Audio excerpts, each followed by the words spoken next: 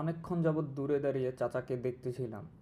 সে পেপারগুলোকে অতি যত্ন সহকারে ভাঁজগুলো ঠিক করছেন। তারপর তার কাছে গিয়ে জিজ্ঞেস করলাম, কি করছেন? দীর্ঘ একটি শ্বাস নিয়ে বলল, বাবা, কাগজগুলান ঠিক করি।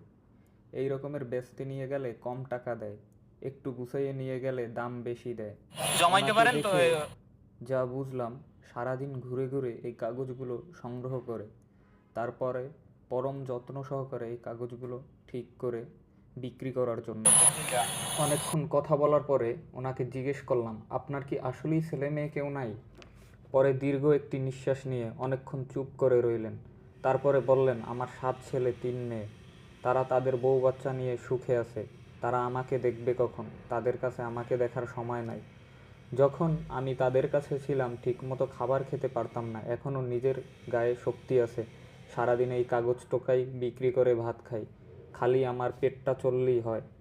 দোয়া করি ছেলেমেয়েরা ভালো থাকুক। চাচাকে জিজ্ঞেস করলাম, দিনে কত টাকা হয় এগুলো বিক্রি করে? কোনো দিন 200, কোনো দিন 100 এই রকমের হয়। তাহলে তো আপনি 3 বেলা ভাত খেতে পারেন না এই টাকা দিয়ে। এই 1 বেলা খাই, 2 বেলা না খেয়ে থাকি। চাচাকে জিজ্ঞেস করলাম, আপনার কি ভালো খাবার খাইতে ইচ্ছা করে না? বাবা, ঠিকমতো 3 বেলা ভাতই খাইতে পারি না ভালো খাবার। মানুষরে দেখি ভালো ভালো খাওয়ান খায়, আমারও মাঝে মাঝে মুরগির গোস্ত দিয়ে ভাত খাইতে মনে চায়। আহারে, কত ছোট চাহিদা তার। আর আমরা যত পাই আরও চাই। আর তার কত ছোট একটা চাহিদা, মুরগির গোস্ত দিয়ে ভাত খাবে। এরকমের ছোট চাহিদার মানুষ এখনও পৃথিবীতে বেঁচে আছে। আজকে এক কাজ করবেন, মুরগির মাংস দিয়া তারপর ভাত খাবেন গিয়া, এটা দিয়া, ঠিক আছে? আর এই ওই বস্তা কি ওটা আপনার? ওই বস্তা কি ওটা আপনার? এখন ওইগুলো সবই করে এখানে জমাইতেছেন না? এটা বিক্রি করেন কোথায়? ওইটাও আপনার? সারাদিন ঘোরেন কোথায়?